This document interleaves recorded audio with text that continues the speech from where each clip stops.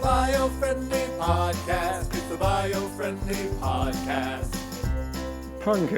Punky. We were just, and now we need to know who that actor's name is, which we're trying to blank on. But Commandant Lassard. Commandant Lassard, and also Punky Brewster's dad. Brewster. And before that, he was in 1,000 things because he had already had like a 30-year career before he was Punky's dad. Would you look on IMDb and just tell me? So you could look up Police Academy. Is probably going to be the fastest thing you're going to find him on. Yeah, Police Academy, and he's an older gentleman, and his name is Commandant Lassard. Commandant Lassard, Lassard, I think. Yeah, I think you're right. And I just forgot his name. Mahoney. And so we were just quoting good old Commandant Lassard, who was also on a TV show called Punky Brewster. Yeah, he played the father on that as well, and we were just talking about how he was old when when he was Punky's dad, he could have been her grandpa. Yeah, always. And there were actors that were like that. I was thinking Wilford Brimley. Yes. Always old. Always old. Like when he was in Cocoon, he was only like 55. Yeah. He was. But he looked like he was 65. Totally. And when he's doing Quaker Oats commercials, he was just a guy booking commercials, looking old, but not even that old. He played 65 for like 20 years. Totally. Yeah. And then the Golden Girls are another group of women that were not as old as we thought they were when we were watching it. They weren't. Yeah. The old lady. Did you find his name? What did you say it was? Commandant Lassard. He's an older Police Academy, kind of silver-haired gentleman, and he would have been probably lead cast, so you would see him in the first few people. Well, there's a lot of cadets, though. There's a lot of So he could be down cadets. there. He could be, around. Guttenberg. No, that's the star. The Goots. The Goots that was Mahoney. Here, I'm gonna help. I'm gonna help you with it. I'm gonna just. Let her do it. Let her do it. You sure? She's got. Otherwise, she's gonna feel like she failed, and you don't want to. Tim Kazurinsky. No. Tim Kazurinsky. What's the character? Cadet Sweet Chuck. No, not Sweet Chuck. You want to go look through Sweet look Chuck. on that side. Cadet Sweet Chuck. Keep going down until you see Commandant Mahoney. Lassard. Lassard. My God. Yeah, Lassard. How could I miss? Commandant Lassard. Lassard. Kyle, Cadet Leslie. Wow, they don't list it early. No, they don't. Well, it's because of how many. Because it's about the people in the academy. Like he's sort of.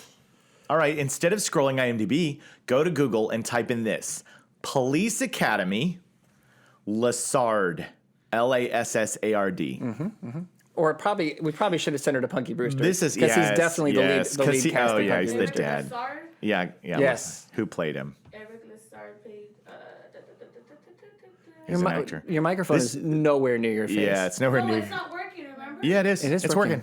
Yeah, you're absolutely being Veronica, recorded. she's giving her 6 things to do. Too many Giving her things to bad do. data. And this is that hard-hitting content that you come back to part 2 for. George Gaines. Yes, George Gaines. Oh, the satisfaction. The satisfaction of finally knowing it's George Gaines. The whole world saw my armpits. Oh my God! And they're better for it. They're better for it. What year did he die? He died, I think. George Gaines died February 15th, 2016.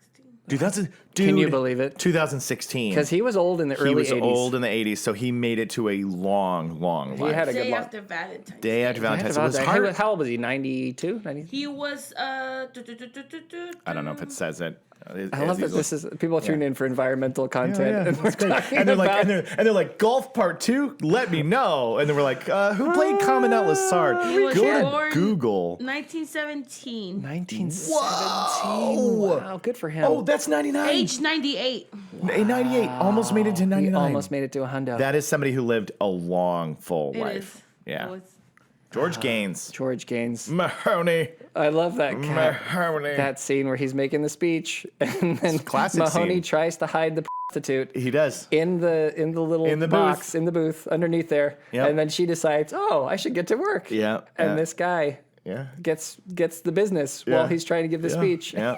And then when Mahoney beats his head out, And he because goes, he's in there with her. Great speech. That's what we started with. That's what we were Thumbs talking with. The thumbs up. It's the best. Lassard thinks that And then he goes back in. goes- That's the best. The best part of the joke is he goes, great speech, and he goes back in the booth. He doesn't leave. Commandant Lassard just walks so away. Lassard thinks that Mahoney gave him a What am I supposed to do with that, Noel? It's so good. What am I supposed to do with that entire thing you just said? Is it the long? Leave the whole thing. You probably should jot that down. Just the time Shut mark. down the time right now. Just shut it. I got to do something with that. And I either make a beep run for a solid minute or I just find a clever way to cut around Just that. cut it enough that the adults get it and the kids don't. All right. I'll be creative. I didn't hear what he said. Well, it's okay. It's better that you don't. You're too young to know what You're Noel too talked young. about. You're Veronica you couldn't be represents so the adult. young listeners and the corruption we bring as an educational environmental podcast. All right. God, that's a funny show. It is so good, so good. So let's keep motoring because we can do these tangents all day, and we're good at them. But this is a part 2. Part 2. We got to get to it. People have been waiting for our hard-hitting content. People literally at the end of last week's episode, they turned off and they went, "What? How? No. What? How could you do this? You spent 15 minutes talking about headphones." And you finish it with a spiritual golf monologue? What the hell? Right? What the hell, bro? And then Veronica told me to smell trees. I know. Unbelievable. She's out of her mind. Out of her mind.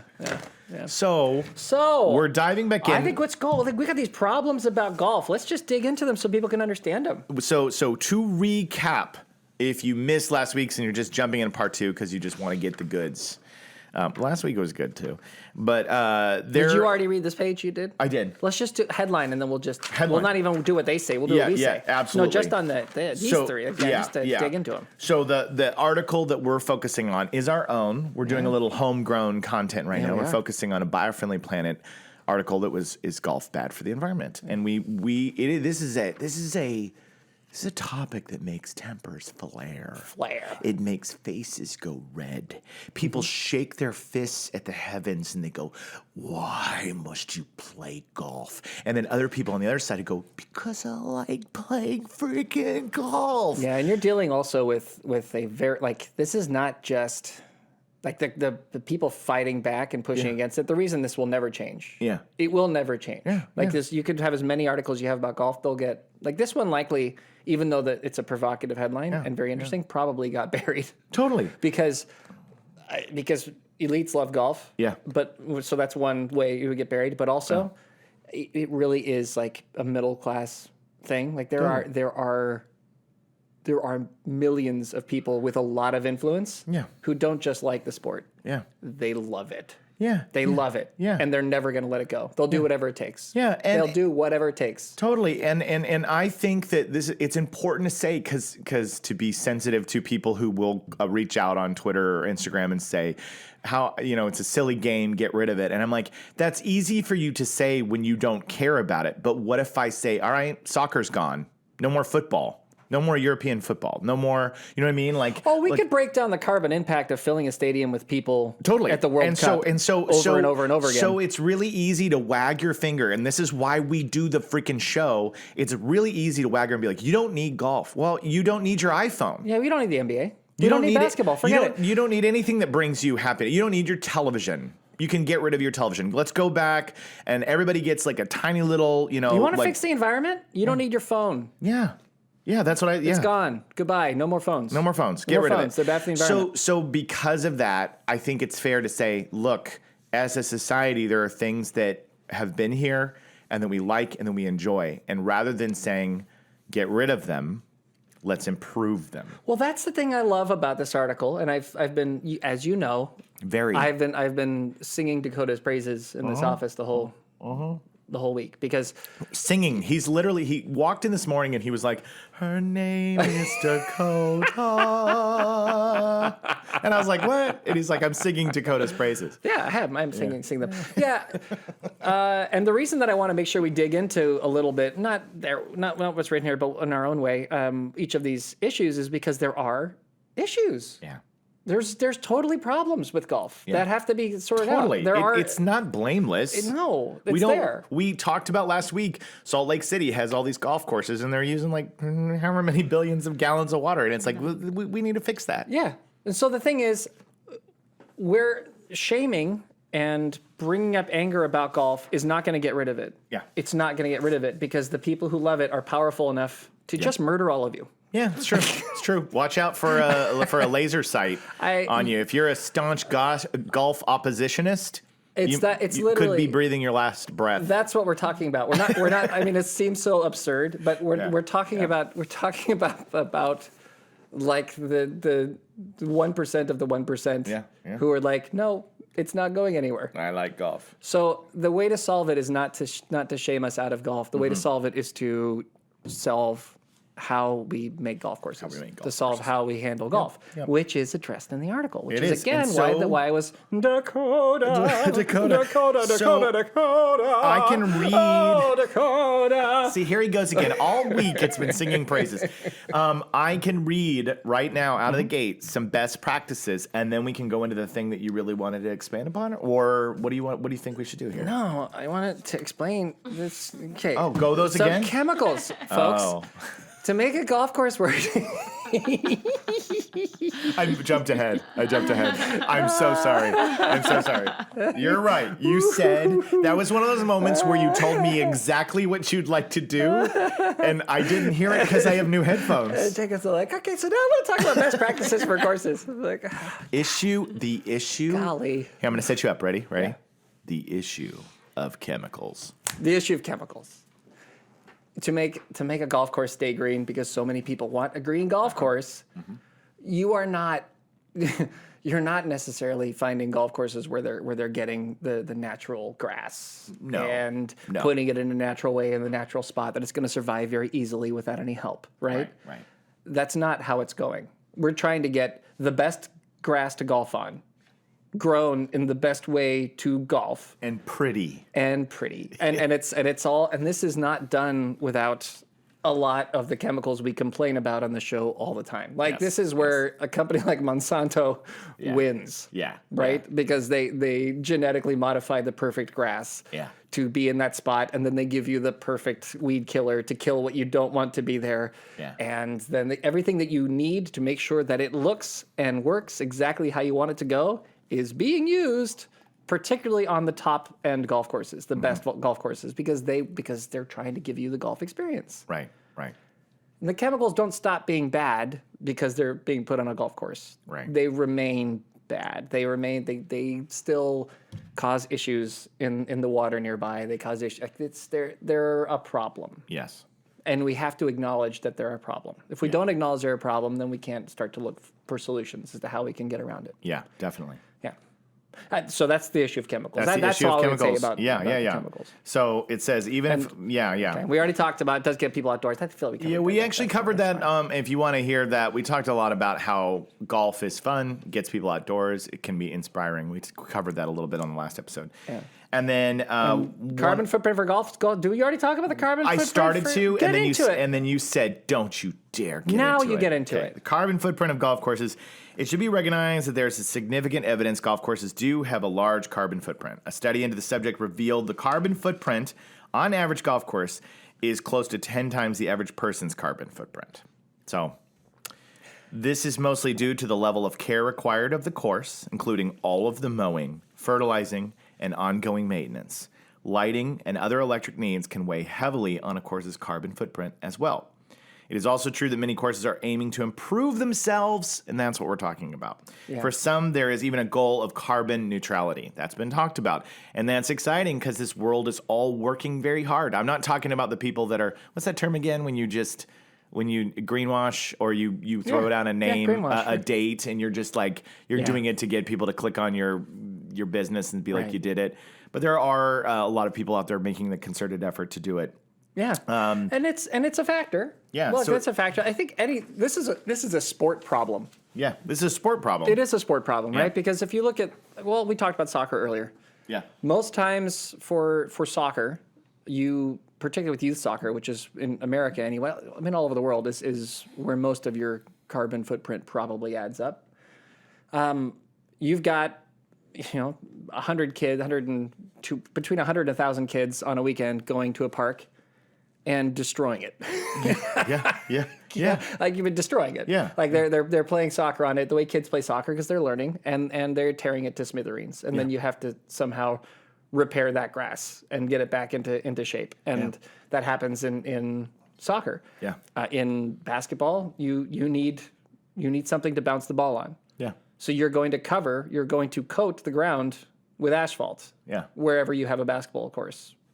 Court. Yeah, court. Yeah. Excuse me. Right, and then you're going to have people using it and playing on it. And nothing's going to grow underneath there. Yeah.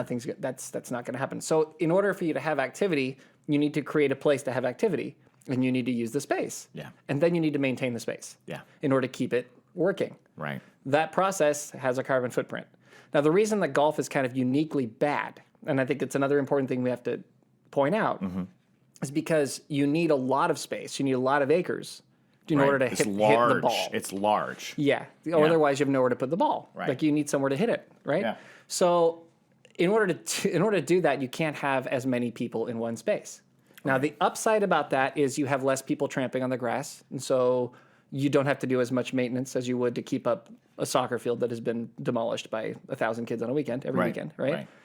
The downside is you don't have as many people in one space, right, doing something. So your carbon footprint, now suddenly one person is taking up that much space over this much time, and then that increases it, right? That's true. So that's kind of what we're looking at. Yes. In terms of the electricity, that is becoming, I think, less of an issue. Most people don't want to golf At night. Yeah. And it's the a people day sport. they have some fun balls now that have lights in them, and the moment you hit it, it lights up and turns the color, and then you can find it.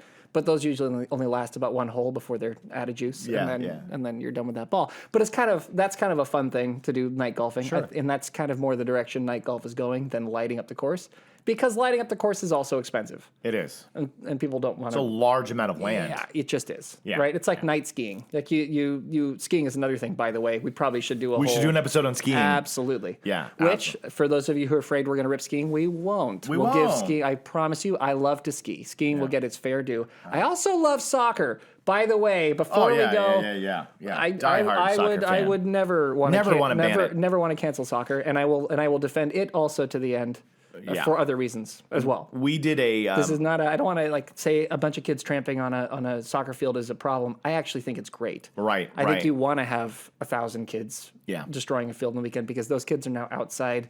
They're practicing their social skills. They're learning a sport. They're getting healthy. They're getting fit. They're finding a love and a passion for something, and then that's going to just translate through their whole life. Absolutely. And basketball as well. I love basketball. I love all of this. Noel's a big sports guy. I'm going to stick up for all sports. We need them. We need that. We need them. Yeah. We need people to go outside, and it's worth the cost.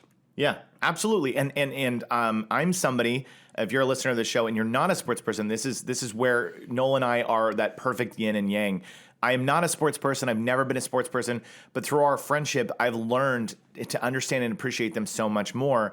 And I didn't really play many sports growing up, and I wasn't into it, but I know how important it is, how character building it can be for people who find meaning in it, how bonding it can be for friendships and families, and how much it can get people to get outside and really try and learn good, valuable life lessons. I think that one of the things about our show that I love, and why in environmental circles they might be like, oh, the Biofriendly podcast, they make excuses for, all these things that are damaging the environment. Yeah, because we love living.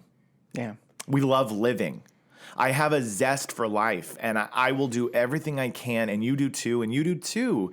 I will do everything I can to protect this planet, but I want to do it in such a way that we get to keep living. Yeah, I think we're here. We're here. One way or another, we evolved. We're here, and we say that a lot in the show too. For whatever reason, we're here. Yeah. So we were meant to be here, or we wouldn't be here. Right. Right? Right. That's evolution. Yeah. That's how it works. And if we kill ourselves off, then we were meant to kill ourselves off. Yeah. And that's where this show comes in. Yes. Because I don't want us to kill ourselves off. No. I want us to be living. Yes. I just want us to be living in a way that we don't kill ourselves and everything else off. Yes. We want to preserve the environment. That's the show. That's the show. And so critics come in hard and say, there's got to be more done. Look, we agree with you that every effort we can make.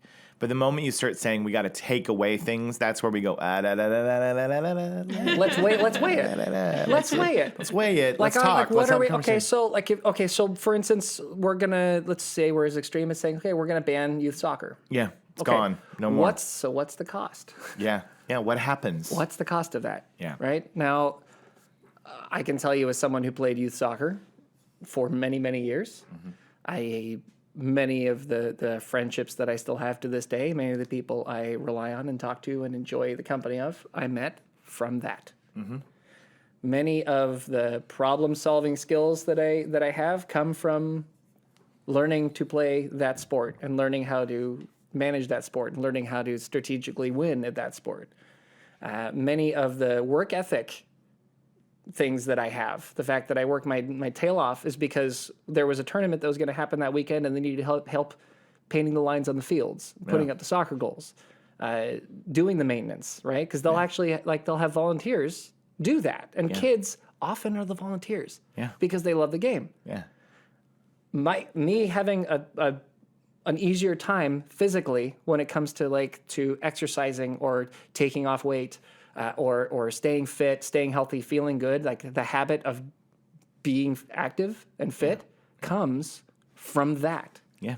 And I can tell you, because we was in the Rose Bowl field that we did it outside there, we were one of those groups where there were 1,000 kids on that field every weekend. Yeah. I am one of the thousands. From that time, right? It just keeps going and going and going. And it continues on. Now it's hundreds of thousands, right, of kids in just one city. Yeah, one city. Right, who grow up with all of that. Yeah. And you have that in you for the rest of your life. I care about the environment because I care about what it is outdoors. Right. I care about being outside. I care about all of this. Like, you get into nature, you get outside, and you care about it.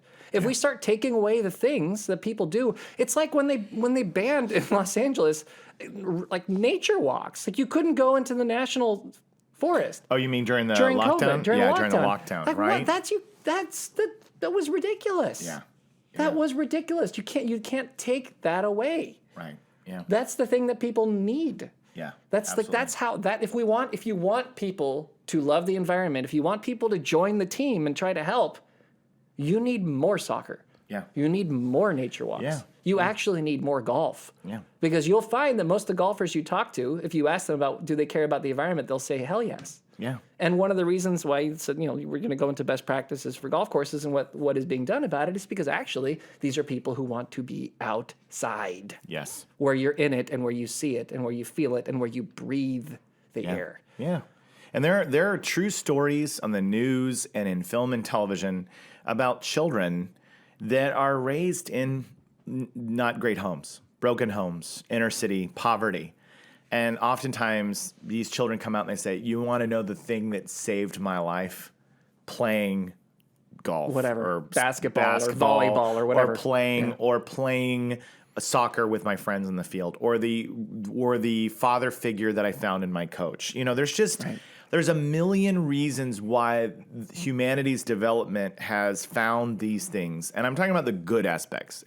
Could there be problems to some soccer centers or sports? Sure. But I'm talking about the good outweighs the bad. And I think that our goal and our effort is to say, here's some best practices. Let's find a way to move forward. And if you're out there and you still aren't satisfied, well, then help us figure out more ways to make it work. We want you to call it out. If it's wrong, we want to know about it. Another great example, and I know we keep tangenting here, but I feel like it's important. It's important. Gymnastics. Yeah.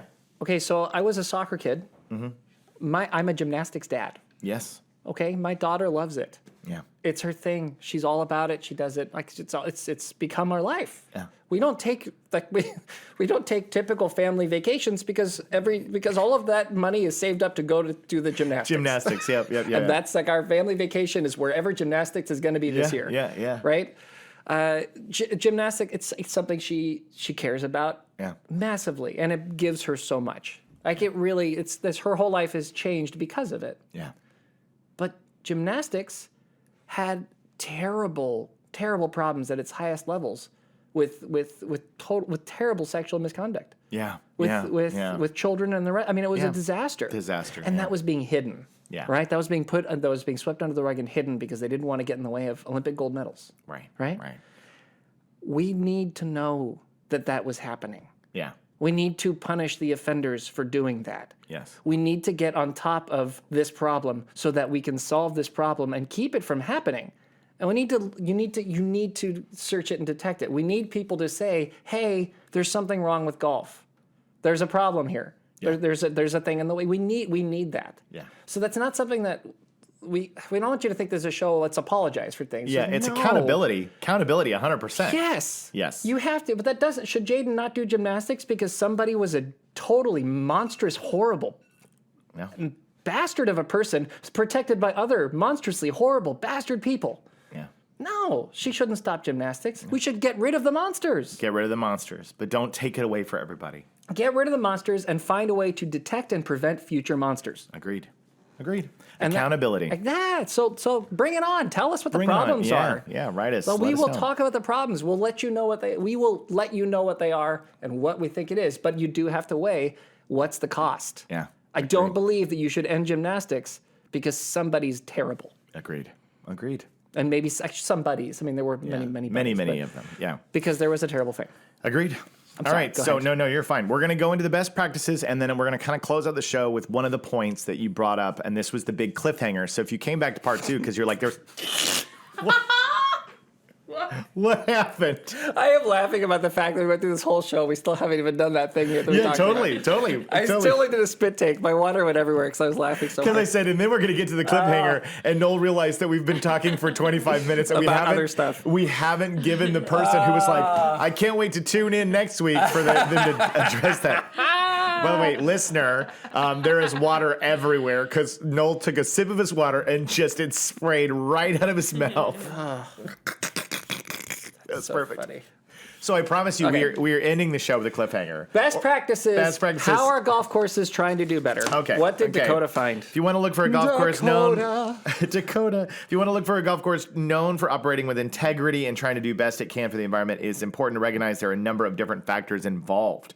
One would be water management. As mentioned above, water use can be a very serious issue for courses. However, there are things any course can do to reduce their need for water or use water more intelligently. Look for courses that minimize their water needs via drought-tolerant grass, reusing gray water, and implementing efficient irrigation systems. Look for those. They probably advertise it. This is a big deal It is. because not every golf course is put in a place where you can easily grow grass. Right. We talked about this just Yes. on how you can handle your landscapes in your home. Yeah. Right? Yeah. Absolutely. So in California and in Salt Lake was another Yeah. great. Well, Salt Lake gets a lot of water. It's just they have other problems, which Yeah. we could go into as to why they're in trouble. Yeah. But in like California, a great example. Southern California, we don't get a ton of water. Yeah. So those golf courses are sucking up a lot of it, and when Yeah. there's a drought and people need to drink, Right. well, suddenly the balance, right? We're talking about is it worth it? Yeah. The balance starts to shoot away from the golf course. Yeah, yeah. Because if you have people who can't drink,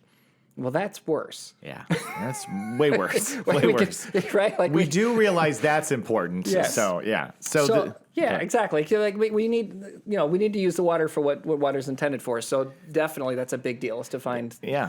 golf courses that handle that well and manage that well and use their spaces well. Yes. Right? Like there are golf courses that are really kind of brilliant. They do this a lot in Arizona, where you'll have instead of a whole green range, you'll have where you tee off, the green area where you tee off, Yeah. and then you'll have a spot that you've got to try to hit. You've got Okay. a green spot Yeah. that you've got to get over a bunch of shrubs or get over a valley or get Oh, through. that's cool. Yeah, That's so you cool. got to get around where nature is allowed to grow just as it is Oh, that's smart. to the next spot. Right. And then from there you golf and you hit the next shot and you hit the next shot. And they use nature in the golf course in order to make it more challenging, That's more clever. interesting, and better for the environment. That's awesome. And this is something else you could look for that's a really good idea. Yeah. So if you're a golfer, if you're an avid golfer, you're getting into it, check out your course that you go to, see what they're doing for water conservation. If they're not doing much, then maybe it's time that you spur them on a little bit. Be like, hey, I think this should be something we're doing at this course. Yeah, how can we recycle this water? How can we recycle this water? Yeah. Why, you should. You should. Right? You should. Like when you're setting up the golf course, particularly new golf courses, I mean, the entire city of Irvine, they capture all the water that goes into the grass and they reuse it. Reuse it. In the entire city. Yeah. Gray Water City, Irvine. All because they just planned the city before they built. It's a new city, newish. Yeah. Newish. But Yeah, they not were as old as we are. They thought, right. It was 1823. Yeah. But right? Yeah. A golf course is not as big as Irvine. Yeah, it's true. I don't know if people know this. Yeah, I don't know if you're aware. So the next thing up is habitat conservation. Golf courses are best when they attempt to align with nature rather than dominate dominate it, which you That's just what we talked just talked about. about, yeah. Consider courses devoted to creating and preserving habitats for wildlife, such as creating wetlands, installing bird boxes, and preserving natural areas. That's exactly what you just said. And then the next one, I can move on, right? Because Totally. We kind of talked about that. Yeah. Energy efficiency. Many golf courses use a significant amount of electricity and power. However, there are ways this can be counteracted as well.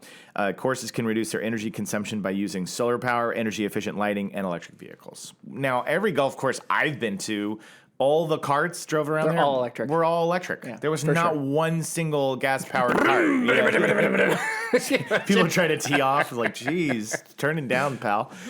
So that seems to already be something that's pretty prevalent. The Big electrifying, time, big time, yeah. And then the last thing, and before I want to get to the cliffhanger before we wrap this up, chemical. It's just my big rebuttal to, to the opening article. Right. But go ahead. That's it. Yeah. Chemical management. Look for courses that minimize their dependence on harmful chemicals proven to damage the environment. Courses can use organic fertilizers and pesticides or implement integrated pest management. So that's it.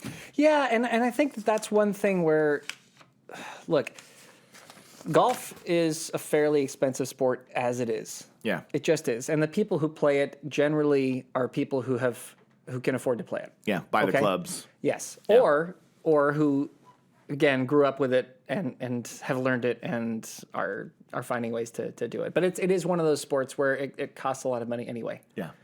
So if it's going to cost a lot of money, let's allocate the resources, if we can, Yes. properly, right? Yes. Or if it's going to get more expensive, which everything is getting more expensive, like let's start to think about how we can.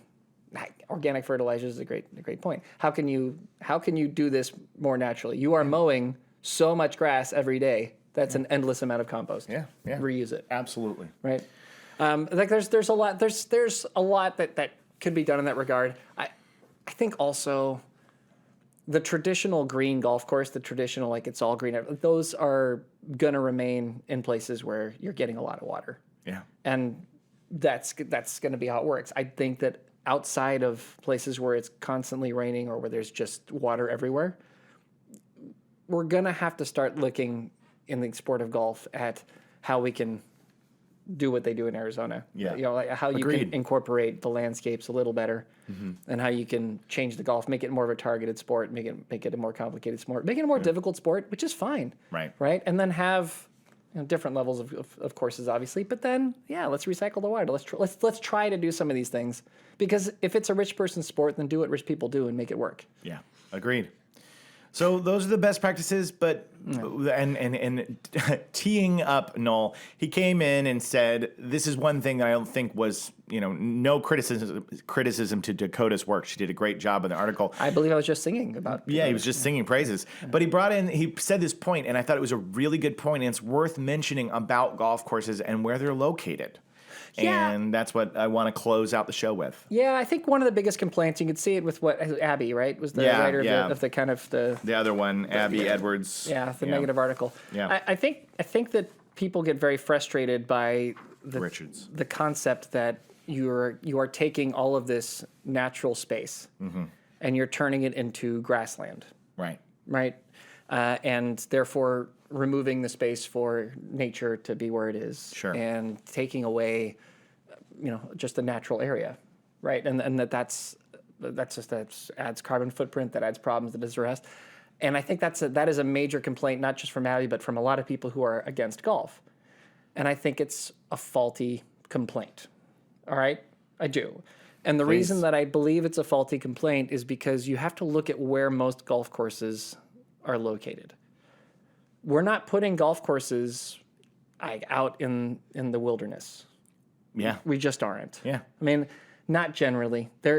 Golf courses, for the most part, are where people are. Big, like lots of people. Yeah. Like you're putting them where people are because you want people to come to your golf course. Yeah. Right? Yeah. So you are taking space in a city oftentimes, or out in near towns, or out where people are, right? Mm-hmm. This space gets used by people for something. Yes. Okay? Yeah, very developed. Should there be a mall there? Right. Should there be housing? Should there be housing there? Should there be an industrial block there? Yeah. Should there be a power plant there? Should there be, right? Like this is where the golf courses oftentimes are. So what you are getting instead of that is a green break. Yeah. Yeah. You're getting a great big giant green spot, generally in the middle of where people are. Yeah. So for nature, you will find if you go to a golf course that there's trees. Yeah. And that in those trees you have birds' nests. Yeah. And you'll actually see, like in Pasadena, we have 3 golf courses. And in those golf courses, you'll see hawks flying through the air. Like you'll see birds you don't often get to see that are living in these golf courses, right? Yeah. You'll see coyotes zipping across. Yeah. Like I said, I was in Dallas. I saw bobcats. Bobcats. Running around. Not Bobcat Goldthwait, but No, a real yeah, Bobcat. yeah. So he wasn't like, Yeah, you see deer. yeah, You see nature running through it, Right. and using the space as nature will, yeah, right? Because that's what nature does. That's squirrels. Nature does it.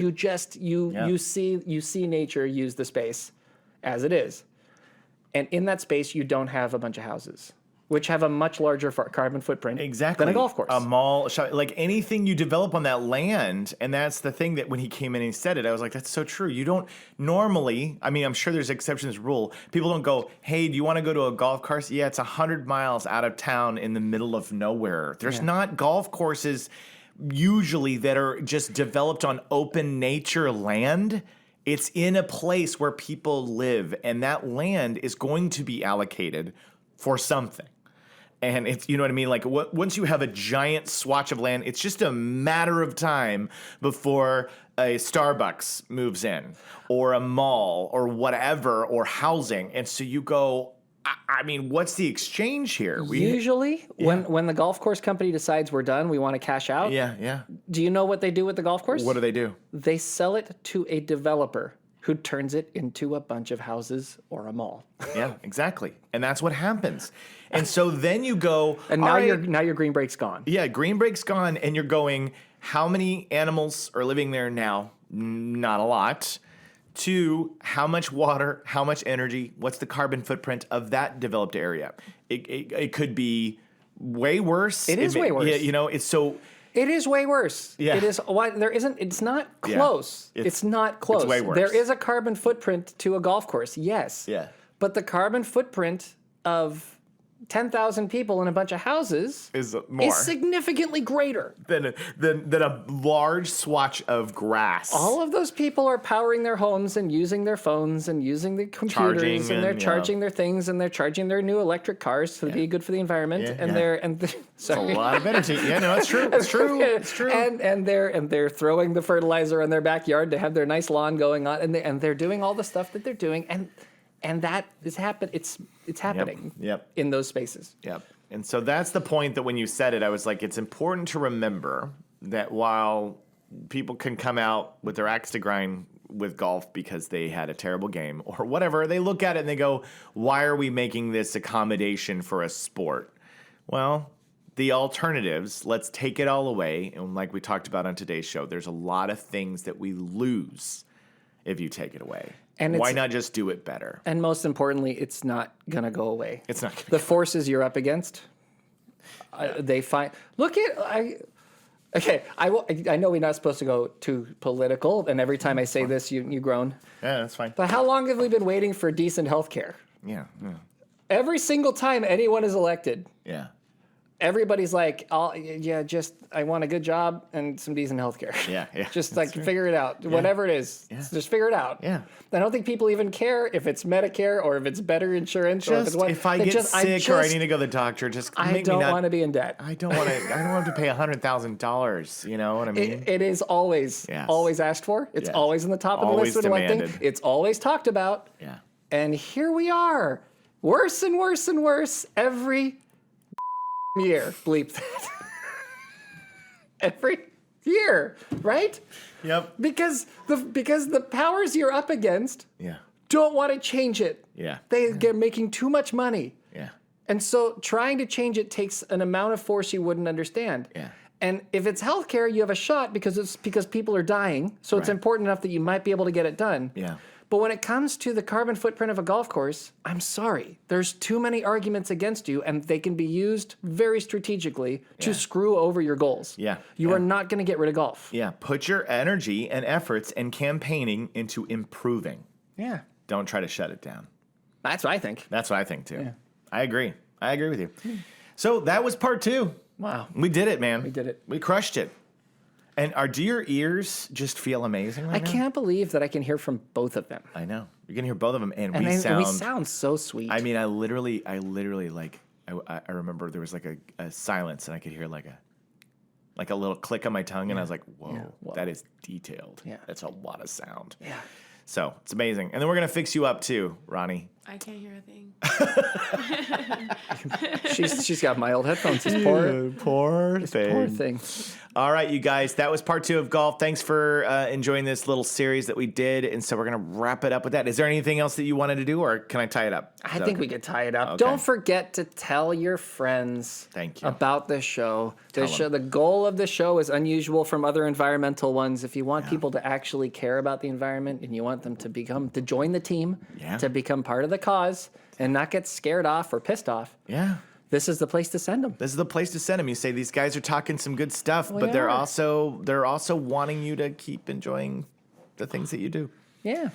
So We're just trying to tell you how you can do it. yeah, how you can do it. So we have been your beacon of light in a gloomy environment. Do you remember the name? Podcasting since 1823. Yes, I love that. That's a great tag.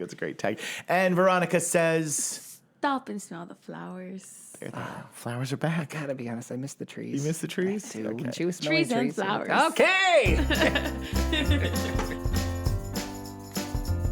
It's the Biofriendly Podcast. It's the Biofriendly Podcast.